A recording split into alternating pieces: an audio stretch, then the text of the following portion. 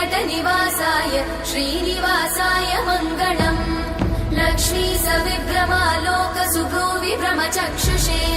चक्षुषे सर्वलोकानां वेङ्कटेशाय मङ्गलम् श्रीवेङ्कटाद्रिशृङ्गाग्रमङ्गलाभरणाग्रये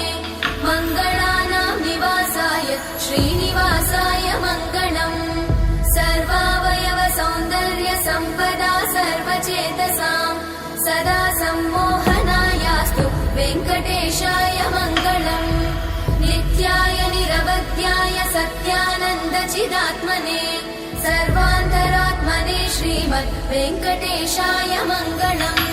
स्वतः सर्वविदे सर्वशक्तये सर्वशेषिने सुलभाय सुशीलाय वेङ्कटेशाय मङ्गलम् परस्मै ब्रह्मणे पूर्णकामाय परमात्मने प्रयुञ्जे परतत्त्वाय वेङ्कटेशाय मङ्गलम् आकालतत्त्वमशान्तमात्मनामनुपश्यताम् अतृप्त्यमृतरूपाय वेङ्कटेशाय मङ्गलम् प्रायस्वचरणौ पुंसां शरण्यत्वेन पाणिना कृपया दिशते श्रीमद् वेङ्कटेशाय मङ्गलम् दयामृततरङ्गिण्यास्तरङ्गैरिव शीतलैः अपाङ्गैः सिञ्चते विश्वं वेङ्कटेशाय मङ्गलम् स्रग्भूषाम्बरहेतीनां सुषमावहमूर्तये सर्वाद्रिशमनायास्तु वेङ्कटेशाय मङ्गलम् श्रीवैकुण्ठविरक्ताय स्वामि पुष्करिणीतटे रमया रममाणाय वेङ्कटेशाय मङ्गलम् श्रीमत्सुन्दरजामातृमुनिमानसवासिने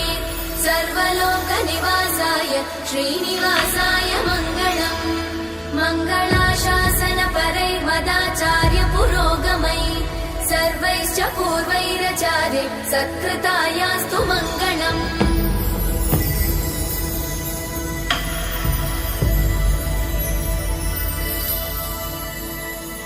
श्रियकान्ताय कल्याणनिधये निधयेतिनां श्रीवेङ्कटनिवासाय श्रीनिवासाय मङ्गलम् लक्ष्मी सविभ्रमालोकसुभ्रूविभ्रमचक्षुषे चक्षुषे सर्वलोकानां वेङ्कटेशाय मङ्गलम् श्रीवेङ्कटाद्रिशृङ्गाग्रमङ्गलाभरणाग्रये मङ्गलानां निवासाय श्रीनिवासाय मङ्गलम् सर्वावयव सौन्दर्य सम्पदा सर्वचेतसां सदा सम्मोहनायास्तु वेङ्कटेशाय मङ्गलम्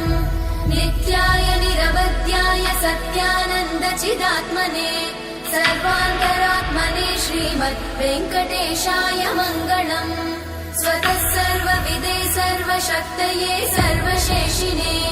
सुलभाय सुशीलाय वेङ्कटेशाय मङ्गलम्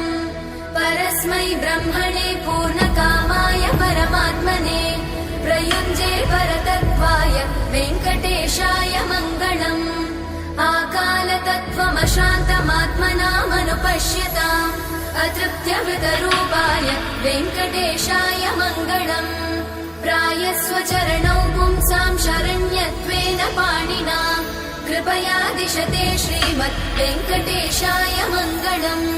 दयामृततरङ्गिण्यास्तरङ्गैरिव शीतलैः अपाङ्गैः सिञ्चते विश्वं वेङ्कटेशाय मङ्गलम् स्रग्भूषाम्बरहेतीनां सुषमावहमूर्तये सर्वाद्रिशमनायास्तु वेङ्कटेशाय मङ्गलम्